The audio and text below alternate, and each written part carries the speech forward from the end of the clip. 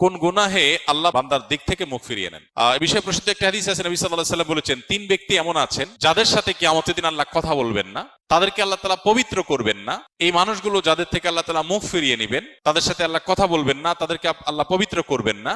সেই মানুষগুলোর মধ্যে একজন হলেন ওই পুরুষ, যে পুরুষ টাকনুর নিচে পোশাক পরে। পোশাক পরে বলতে যে পোশাক উপরের দিক থেকে যায় সেটা টাকনুর নিচে পরে, প্যান্ট, পাজামা, চাদর, লুঙ্গি, জুব্বা, জামা, এগুলো। মুজা যেটা থাকেই নিচে, নিচ দিক থেকে পরা হয়, ওইটার কথা ভিন্ন। তো এই যে মুসবিল যে ব্যক্তি টাকনুর নিচে প্যান্ট, পাজামা, লুঙ্গি ইত্যাদি পরে, এই ব্যক্তি, তার সাথে আল্লাহ কিয়ামতের দিন কথাও বলবেন না এবং তার দিকে আল্লাহ তাকাবেনও না, তাকে আল্লাহ পবিত্রও করবেন না।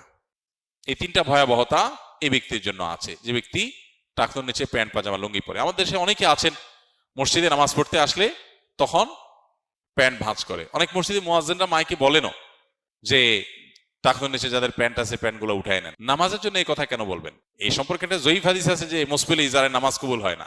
হাদিসটা সহিহ সূত্রে বর্ণিত না। বিশুদ্ধ হাদিসগুলো সবগুলো হলো কমন এবং জেনারেল, সব সময়ের জন্য এটা প্রযোজ্য যে পুরুষ মানুষ টাকনুর নিচে পোশাক পরবে না। এখন বৈজ্ঞানিক গবেষণা বলছে যে এটা পুরুষের জন্য ক্ষতিকর। যাই হোক, সেটা গবেষণা কি প্রমাণ হয়েছে এটা বড় কথা না, বড় কথা হলো নবী সাল্লাল্লাহু আলাইহি ওয়াসাল্লাম নিষেধ করেছেন, বাস শেষ।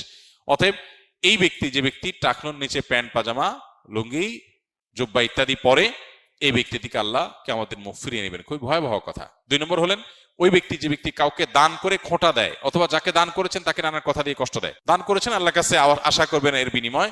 যাকে দান করেছেন তার সাথে আপনার কোনো আলাপ থাকবে না। দান করে খোঁটা দিলেন, কষ্ট দিলেন, খোঁচা মেরে কথা বললেন, এগুলো বললে আপনি আল্লাহ তাআলার দৃষ্টি থেকে সরে যাবেন কিয়ামতের ময়দানে। নাম্বার 3, ওই ব্যবসায়ী, যেই ব্যবসায়ী তার পণ্য বিক্রি করতে গিয়ে মিথ্যা শপথ করে।